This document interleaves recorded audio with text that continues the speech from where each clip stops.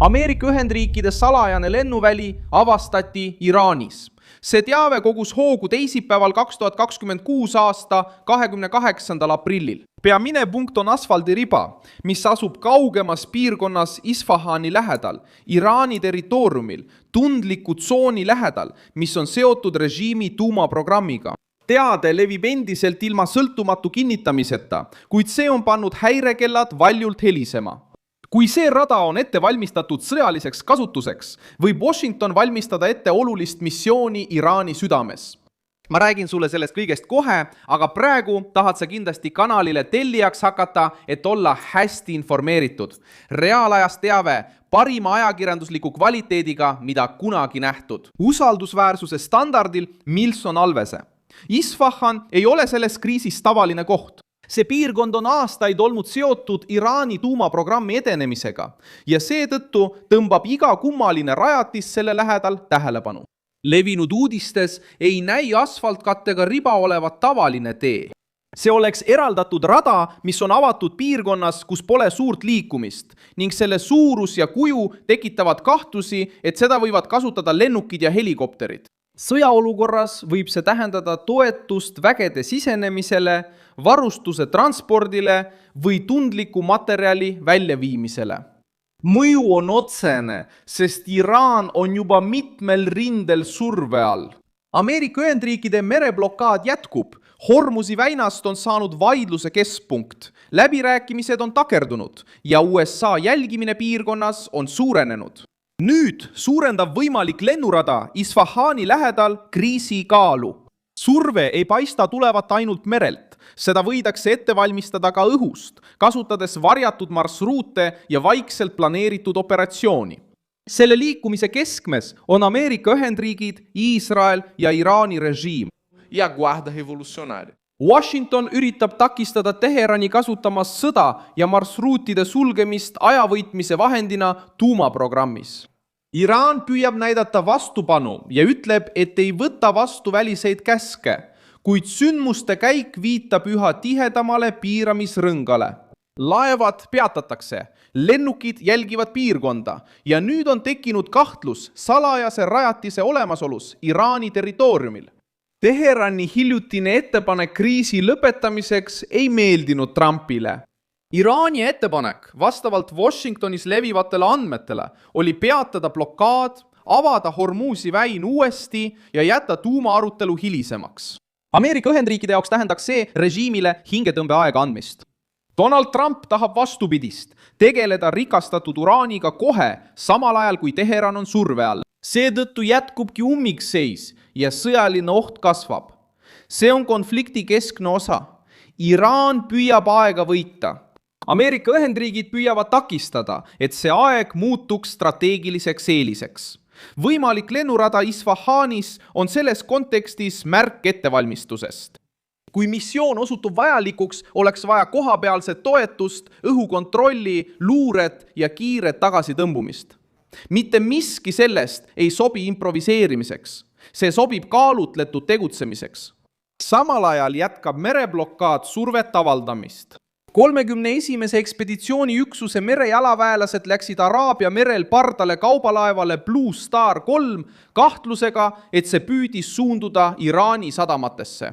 Pärast läbiotsimist vabastati alus, sest sõjaväelased jõudsid järeldusele, et see ei tee peatust Iraanis.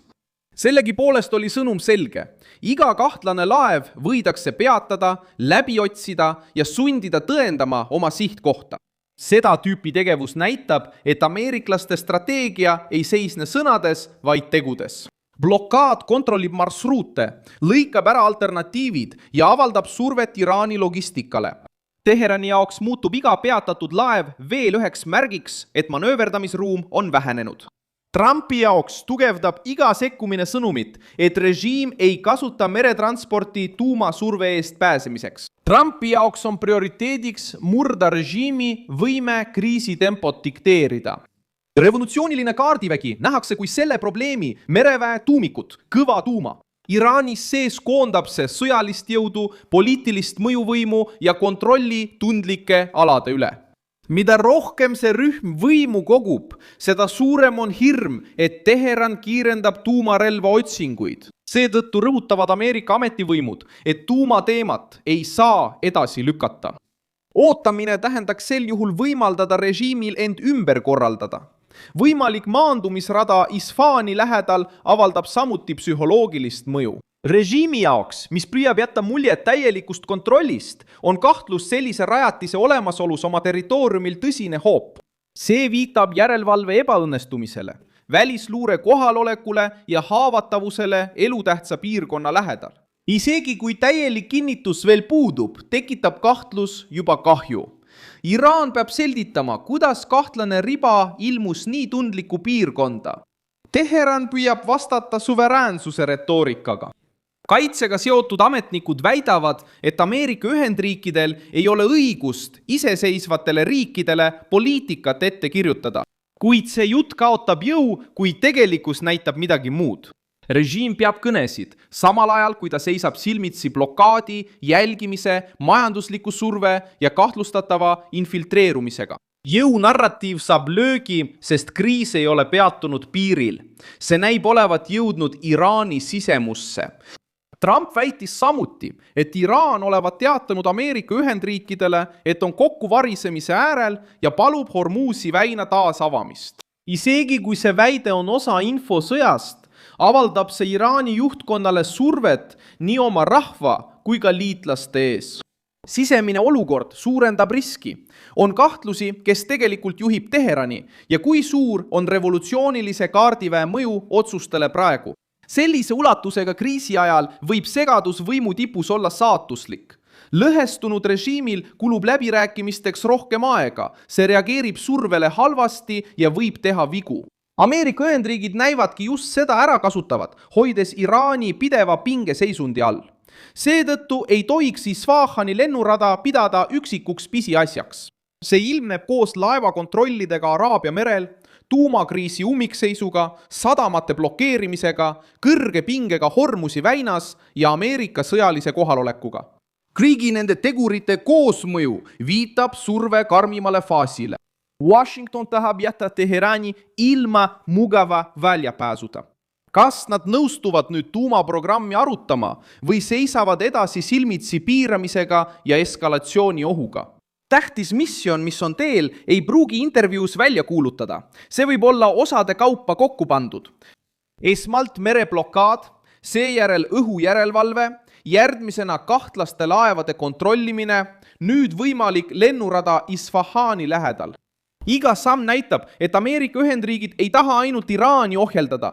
Nad tahavad olla valmis tegutsema, kui režiim püüab aega võita. Lõppkokkuvõttes on sõnum lihtne ja karm. Iraan üritab näidata vastupanu, kuid paistab üha enam ümber piiratud olevat. Võimalik salajane lennuväli tuvastati tundliku tuumaobjekti lähedal. Laevu peatatakse endiselt. Läbirääkimised on ummikus. Ja Donald Trump avaldab jätkuvalt survet küsimuses, mis Washingtonile kõige rohkem muret valmistab. Iraani tuumaprogramm.